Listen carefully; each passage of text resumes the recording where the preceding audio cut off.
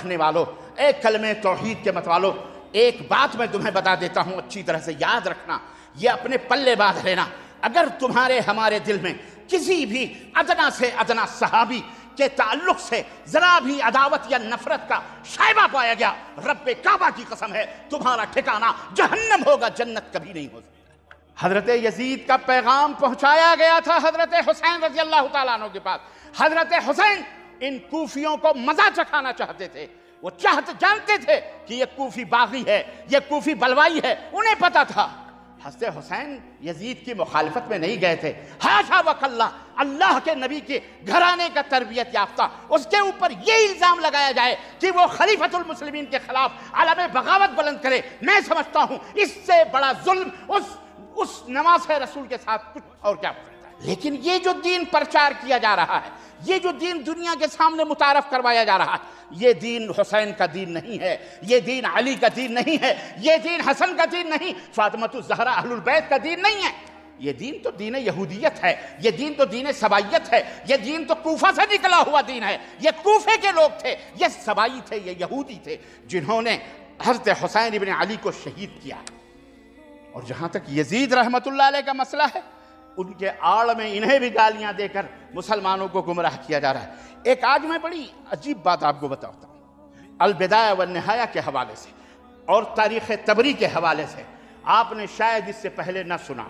کل جب میں اس موضوع پر مطالعہ کر رہا تھا تو مجھے ایک بہت اہم نقطہ ملا جس نے پورے واقعہ کربلا کو تبدیلی کر دیا۔ ان حوالوں سے میں بات کروں، چونکہ خطبہ جمعہ ہوتا ہے، اس میں ریفرنس حوالے یہ وہ کتابیں صفحہ اتنا نہیں وقت ہوتا ہے، لیکن تاریخ طبری کے حوالے سے اور اسی طرح البدایہ والنہایہ کے حوالے سے، اسی طرح آل صحابہ فی تمییز صحابہ علامہ ابن حجر عسقلانی صاحب فتح الباری جنہوں نے بخاری کی شرح لکھی، ان کے حوالے سے میں کچھ باتیں، 2-3 پوائنٹس آپ کے دماغ میں رکھنا چاہتا ہوں اور بتلانا چاہتا ہوں کہ یہ حضرت حسن رضی اللہ تعالیٰ عنہ، دیکھیں حضرت عثمان غنی کی شہادت کے بعد سے ہی فتنوں کا دروازہ کھل گیا تھا، پتہ ہے آپ کو، اور کنہوں نے شہید کیا وہ میں بیان کر چکا ہوں۔ یہی کلمہ پڑھنے والے عبداللہ ابن سبا، یہودی کی اولاد، اسی کے ہاتھوں پر کلمہ پڑھنے والے اسی کے گروہ تھے جو سیدنا عثمان غنی داماد رسول کو گھر میں 40-50 دن تک بھوکا پیاسا رکھ کر کے ان کو شہید کیا، رات کے تاریکیوں میں ہے۔ حضرت عثمان غنی کی شہادت کے بعد ان سبائیوں کی نظر حضرت حسن ابن علی پہ تھی۔ حضرت حسن کو ابھارا کہ تم اب خلافت کے حقدار، حضرت علی کو بھی شہید کیا گیا، آپ کو پتہ ہی ہے، انہی خارجیوں نے شہید کیا، انہی شیعان علی کے ایک گروپ نے شہید کیا۔ حضرت علی کی شہادت کے بعد اب ان کی نظر حضرت حسن ابن علی رضی اللہ تعالیٰ عنہ پہ بھی، چنانچہ ان کو ابھارا کہ چلو امیر معاویہ کے خلاف لڑائی کرتے ہیں۔ حضرت حسن ابن علی حضرت امیر معاویہ سے کھڑے ہوئے، جو حسین رضی اللہ تعالیٰ عنہ کے بڑے بھائی ہیں، یاد رکھنا حضرت حسین کے بڑے بھائی ہیں، اور اس وقت حضرت حسین کی عمر جب آپ کوفہ کے لیے نکلے 2 برس کی، 10 برس کی، 25 برس کی، 40 برس کی نہیں تھی، 69، ایک کم 70 برس کی تھی۔ کتنی؟ ایک کم 70 برس کی۔ 70 برس کی عمر کا انسان کوئی بچہ نہیں ہوتا، نہ سمجھ نہیں ہوتا، اچھے بروں کی اس کو اچھی تمیز ہوتی ہے۔ یہ ظالموں نے حضرت حسین کو باغی بنا کر کے کھڑا کیا، ظالموں نے حضرت حسین کو باغی بنایا کہ بغاوت کری حسین نے، یزید کی بیعت نہیں لی، ان کی بیعت نہیں لی۔ سنو حقیقت کیا ہے، حضرت حسن ابن علی پر ان بلوائیوں کی، ان سبائیوں کی جنہوں نے حضرت علی کو شہید کیا، ان کی نظر تھی، انہیں بھی راستے سے ہٹا دیا گیا۔ حضرت حسن کو چنانچہ بھرا، خوب آگے باجو وہی لوگ تھے، جیسے حضرت علی کے ارد گرد اور کوئی نہیں تھا، یہی بلوائی تھے جنہوں نے حضرت علی کو خلیفۃ المسلمین متعارف ڈالا کہ وہ برحق خلیفہ تھا، لیکن انہوں نے کہا آپ کے علاوہ اور کوئی نہیں ہو، محبت کی آڑ لے کر۔ حضرت علی سے جب حضرت امیر معاویہ کی لڑائی ہوئی تھی اور اس وقت انہوں نے کہا تھا کہ ان بلوائیوں کو میرے حوالے کرو جنہوں نے عثمان کو شہید کیا، میں ان کو قتل کروں گا، وہ سمجھ گئے کہ اگر علی کو ہم نے کرسی پہ نہ بٹھایا اور ان کے ارد گرد نہ رہے تو پھر تو ہماری گئی، ہم تو ختم ہو جائیں گے۔ چنانچہ بہلا پھسلا کر حضرت علی کو بہرا، حضرت علی نے کہا کہ بھائی مجھے تھوڑا سا موقع دو، میرے ارد گرد جو لوگ ہیں یہ وہی قاتلان عثمان ہیں، میرے پاس اتنی طاقت نہیں کہ میں ان سے بدلہ لے سکوں۔ میری جرت نہیں کہتی، اگر میں نے کچھ کہا تو یہ خود مجھے قتل کر دیں گے۔ سمجھ بات آئی؟ ہاں، یہ وہ سیاست تھی مدینے سے نکل کر جو کوفہ، کیونکہ حضرت علی رضی اللہ تعالیٰ عنہ نے اپنی دارالسلطنت مدینے سے منتقل کر کے کوفہ لے گئے، اور کوفہ لے جانے والے حضرت علی نہیں تھے۔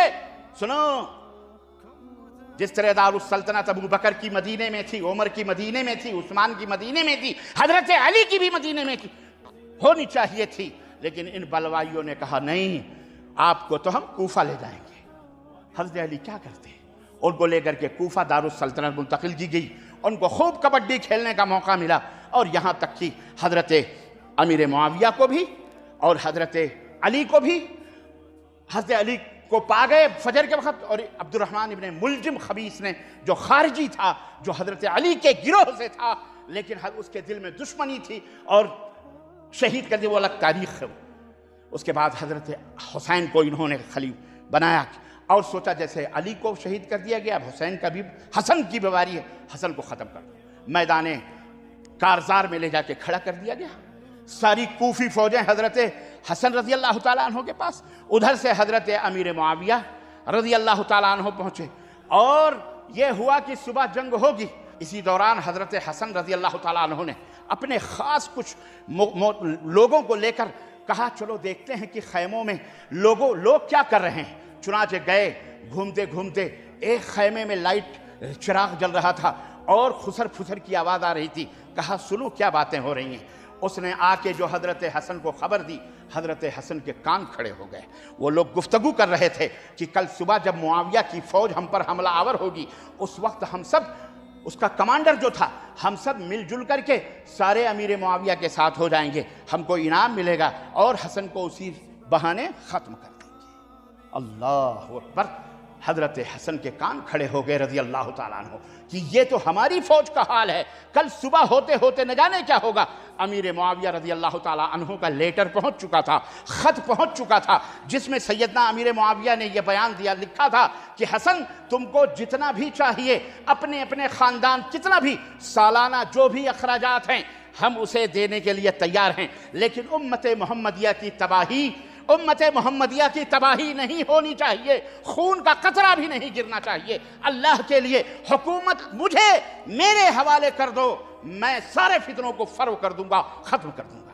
حضرت حسن کی سمجھ میں بات آ گئی، دستخط کر دیا اور ہر کارے کو بھیج کر کے اور صلح کر لی حضرت حسن ابن علی رضی اللہ تعالیٰ۔ اور نبی کائنات کی وہ حدیث جس میں آپ صلی اللہ علیہ وسلم نے بشارت دی تھی، میرا یہ بیٹا دو مسلمان گروہوں کے درمیان صلح کروائے گا، یہ نبی کائنات کی پیشین گوئی سچی ثابت ہوئی الحمدللہ۔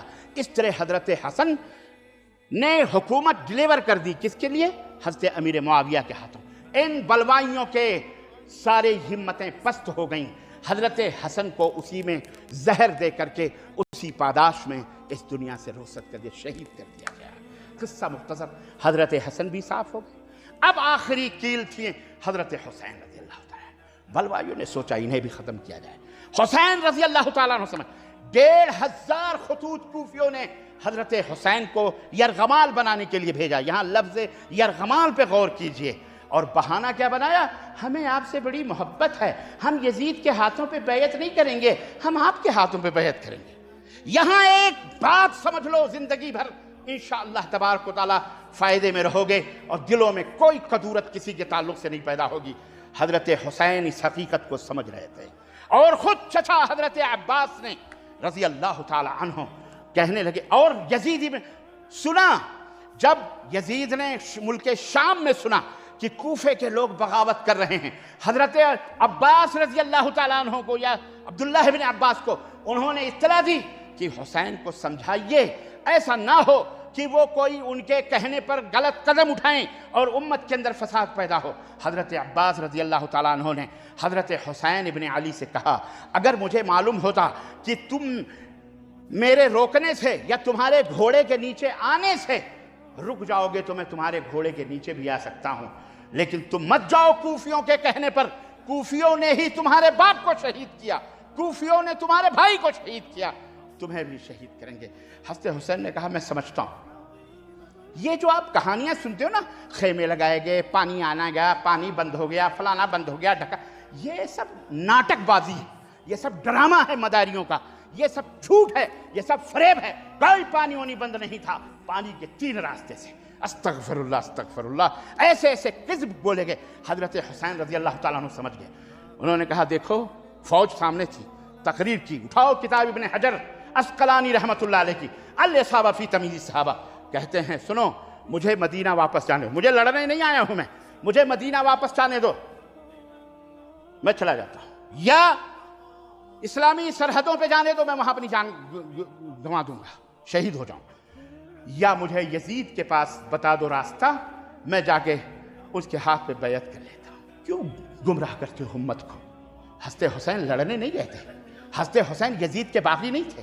اور جاؤ مجھے کوئی ایک روایت حضرت حسین کی بتا دو جس میں انہوں نے یہ کہا ہو کہ میں نے یزید کی ہاتھ پہ بیعت نہیں کرنی ہے۔ جاؤ ایک روایت بتا دو کہ اہل البیت نے کسی نے بھی یزید ابن معاویہ کے خلاف ایک زبان کلمہ اہانت بھی کہیں ہو۔ جاؤ، یہ سب شیعی روایتیں، جھوٹ، مکر، فریب، ان کی روایتوں پر اپنے آپ کو یہ سنی کہنے والا بھی مسلمان جو ہے رافضی شیعوں کے چکر میں آ کر کے ڈھول تاشے پیج رہا ہے، تعزیے بنا رہا ہے، قبریں بنا کر کے تعزیوں کے اندر رکھتا ہے کہ حسن کی قبر ہے، یہ حسین کی قبر ہے، پھر اس کے سامنے چکر لگاتا ہے، طواف کرتا ہے، عورتیں، مرد، بچے تعزیوں کے نیچے سے گزرتے ہیں، دھوئیں اور کیا کہتے ہیں جناب علی عود سلگائے جاتے ہیں، جھنڈے اور جلوس نکالے جاتے ہیں، پورے ملک کا ملک درہم برہم ہو جاتا ہے، نظام بھی، سسٹم بھی، سب چھٹی بنائی جاتی ہے۔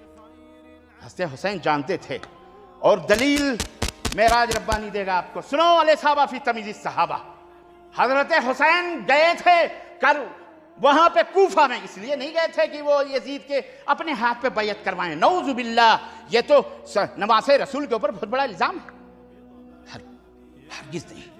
یہ جو کہا جاتا ہے نا دین ہست و حسین ہے اور شاہ ہست و حسین، دین ہست و حسین، سرداد نداز در دست یزید، حقہ کی بنائے لا الہ ہست و حسین، لا الہ الا اللہ کی بنیاد ہے حسین۔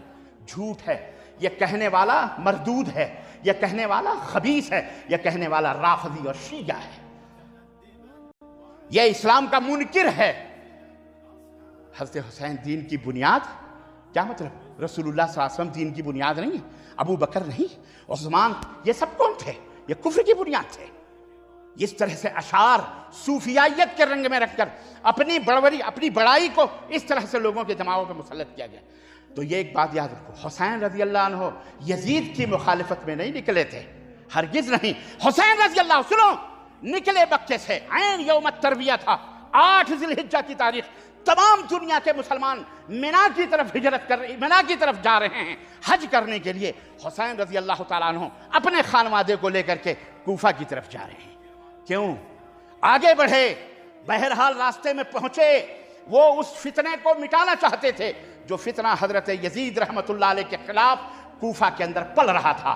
راستے میں پہنچے، قاصد ملا مسلم بن عقیل کا، جس کو بھیجا تھا حضرت حسین رضی اللہ تعالیٰ عنہ نے کوفہ کے حالات معلوم کرنے کے لیے۔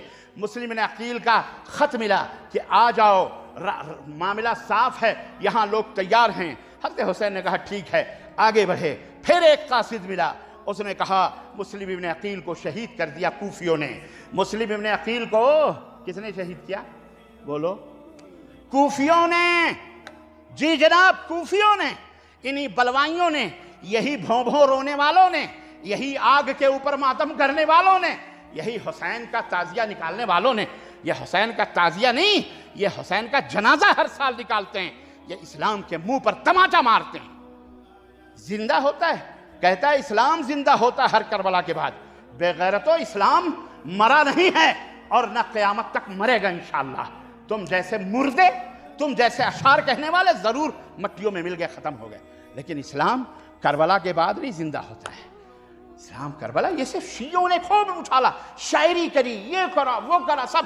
سنو، حضرت حسین راستے میں پہنچتے ہیں، مسلم بن عقیل کا دوسرا قاصد ملتا ہے کہ شہید کر دیے گئے، بیٹے شہید ہو گئے اور خود بھی شہید ہو گئے۔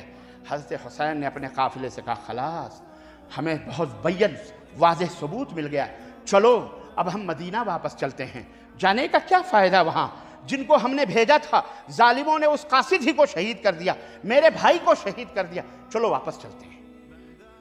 قافلوں کو موڑا، لیکن مسلم ابن عقیل کے بھائی کھڑے ہو گئے، انہوں نے کہا میرا بھائی شہید ہوا ہے، تمہارے کہنے پر گیا ہے، میرا بھائی شہید ہوا ہے اور آپ ایسے واپس چلے جاؤ گے میرے بھائی کے خون کا بدلہ لیے ہوئے؟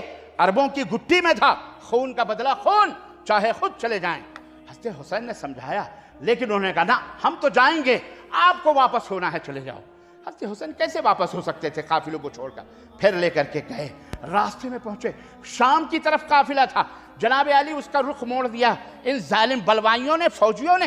جناب علی خوب عقیدت و محبت کا نام لے کر کے چھرا گھونپا اور کربلا کی طرف۔ حضرت حسین سمجھ گئے، جاؤ۔ 300 برس کے بعد ابن بویح نے بغداد کے اندر تعزیہ، ماتم، مرثیہ شروع کیا۔ کتنے برس کے؟ بولو 3.5 برس کے بعد۔ بہرحال لمبی داستان ہے، یہ بات سمجھ میں آئی؟ حضرت حسین رضی اللہ تعالیٰ عنہ، استغفر اللہ، اللہ کے نبی نے فرمایا تھا کہ اگر کسی حکمران کے خلاف بغاوت کا جھنڈا بلند کوئی کرے گا تو قیامت کے دن میں اس کی بخشش نہیں، میں اس کی سفارش نہیں کروں گا، وہ میری سفارش ہے، میں رہوں گا۔ اتنی بڑی سخت وعید سننے کے بعد حضرت حسین رضی اللہ تعالیٰ عنہ یہ کام حاشا وکلا، یہ سب ان کے اوپر الزام ہے، اور یہ جو لا الہ الا اللہ کی بنیاد، یہ جو کربلا زندہ، یہ سارے رافضی شیعہ کفار ہیں، یہ اسلام کے دائرے سے کافر ہیں، یہ مسلمان بولو